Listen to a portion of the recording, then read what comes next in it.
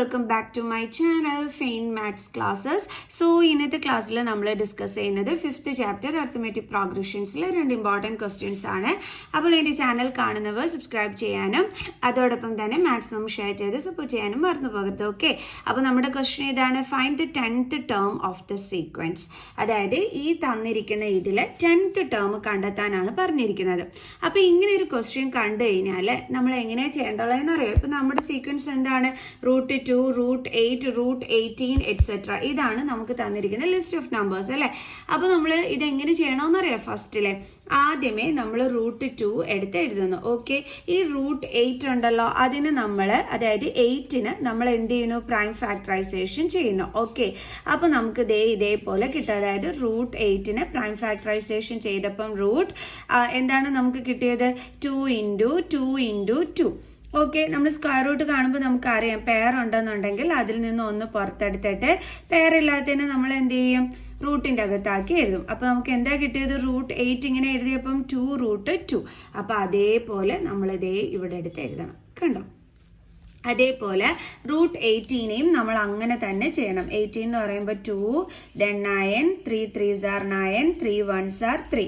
So √3 × 3 × 2 എന്ന് വരും അല്ലേ. √18ൻ്റെ നമ്മൾ പ്രൈം ഫാക്ടറൈസേഷൻ ചെയ്ത് കഴിയുമ്പോഴത്തേക്ക്. അപ്പോൾ അവിടെ 3ക്ക് പെയറുണ്ട്. സോ 3നെ നമ്മൾ പുറത്തെടുത്തു, 2നെ നമ്മൾ റൂട്ടിൻ്റെ അകത്തെടുത്തു. സോ നമുക്ക് എന്താ ആൻസർ കിട്ടിയത്? 3√2, 3√2, then etcetera.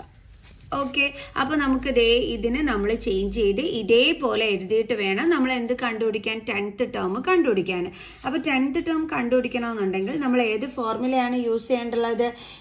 an is equal to a plus n minus 1 into d. ഈ ഫോർമുല വേണം യൂസ് ചെയ്യാനായിട്ട്. അപ്പോൾ a എന്ന് പറയുന്നത് ഫസ്റ്റ് ടേം, അതെന്താണ്? √2. ദെൻ n എന്ന് പറയുന്നത് എന്താണ്? നമ്മളോട് 10th ടേം ആണ് കണ്ടുപിടിക്കാൻ പറഞ്ഞിരിക്കുന്നത്. അപ്പോൾ n എന്താണ്? 10.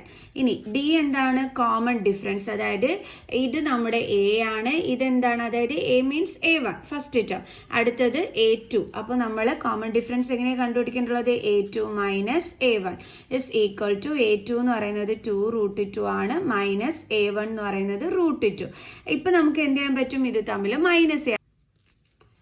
അതായത് റൂട്ടിൻ്റെ അകത്ത് സെയിം നമ്പർ ആണെങ്കിൽ നമുക്ക് അതിൻ്റെ കോഫിഷ്യൻ്റ് തമ്മിൽ എന്ത് ചെയ്യാൻ പറ്റും? മൈനസ് ചെയ്യാൻ പറ്റും. അപ്പോൾ ഇവിടെ നമുക്ക് കോഫിഷ്യൻ്റ് ഒന്നും ഇല്ലാന്നുണ്ടെങ്കിൽ എന്തുണ്ട്? 1 ഉണ്ട്. സോ 2 - 1 എന്താ കിട്ടുന്നത്? 1.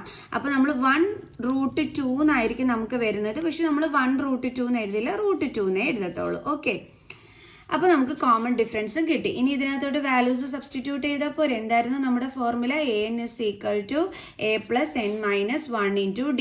അപ്പോൾ n എന്ന് പറയുന്നത് 10, a എന്ന് പറയുന്നത് √2 പ്ലസ് n എന്ന് പറയുന്നത് 10 മൈനസ് 1 ഇൻറ്റു കോമൺ ഡിഫറൻസ് എന്താണ്? √2. So is equal to √2 plus 10 minus 1 എന്താണ്? 9 ഇൻറ്റു √2. 9 ഇൻറ്റു √2 എന്ന് പറഞ്ഞാൽ എന്താണ്? 9√2.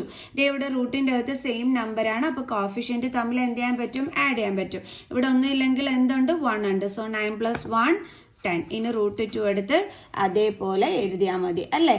ഓക്കെ, അപ്പോൾ നമുക്ക് എന്താണ് ആൻസർ കിട്ടിയത്? 10√2. ഇതെന്താണ്? 10th ടേമിൻ്റെ ആൻസർ ആണ്. അപ്പം നമുക്ക് തന്നിരിക്കുന്ന ആ ഒരു ഇതെന്ന് പറയണത് ഇതേപോലെയാണ് നമുക്ക് AP തന്നിരിക്കുന്നത് അല്ലേ. അപ്പോൾ ഇതേ രീതിയിൽ വേണം നമ്മൾ എന്ത് ചെയ്യാനായിട്ട്? ഈ ആൻസറിനെയും കറക്റ്റ് ചെയ്ത് എഴുതാൻ. ഇപ്പം നമുക്ക് 10√2 കിട്ടിയിരിക്കുന്നത് ഈ ഒരു രീതിയിലാണ്. ഓക്കെ, ഈ ഒരു ഓർഡറിലാണ്.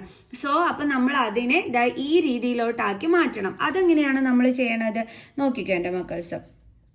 a10 is equal to ഈ 10 എന്ന് വെച്ച് കഴിഞ്ഞാൽ നമ്മൾ അപ്പോഴേ ഓർക്കുക, നമ്മൾ എപ്പോഴും ഈ 3 അല്ലേ, അതെന്ന് പറയുന്നത് പെയറിൽ നിന്ന് നമ്മൾ പുറത്തെടുത്ത് എഴുതുന്ന 3 ആണല്ലോ. അപ്പോൾ അതിൻ്റെ അർത്ഥം ഈ 10 പുറത്ത് കിടക്കുന്നു എന്ന് വെച്ച് കഴിഞ്ഞാൽ അതെങ്ങനെയാണ്? 10 × 10 ഉണ്ടെന്നാണല്ലേ അർത്ഥം. റൂട്ടിൻ്റെ അകത്ത് നമ്മളാക്കി എഴുതുമ്പം അതിനെയാണ് നമ്മൾ ഈ പെയറിൽ നിന്ന് പുറത്തെടുത്ത് ഇതേപോലെ ആക്കി എഴുതുന്നത് അല്ലേ. ഇനി √2 എന്ന് വെച്ചാൽ ഇതിൻ്റെ കൂടെ എന്തും കൂടി വരും? 2ഉം കൂടി വരും. അപ്പോൾ ഇതിന് പെയറില്ലാതെ എടുത്ത് എഴുതുമ്പോഴാണ് നമുക്ക് ഈ 10√2 എന്നായിട്ട് വരുന്നത്. പെയറില്ല, അപ്പോൾ നമ്മൾ റൂട്ടിൻ്റെ അകത്താക്കി എഴുതും. അപ്പോഴാണ് നമുക്ക് 10√2 എന്ന് കിട്ടുന്നത്. ക്ലിയർ? സോ അപ്പോൾ ഇത് വെച്ചിട്ട് നമുക്ക് എന്ത് ചെയ്യാം? ഇവിടുത്തെ നമ്പർ കണ്ടെത്താം. അതായത് 10 × 10 100, 100 × 2 200. അപ്പോൾ എന്താണ് ഇവിടെ വരുന്നത്? √200. കണ്ടോ?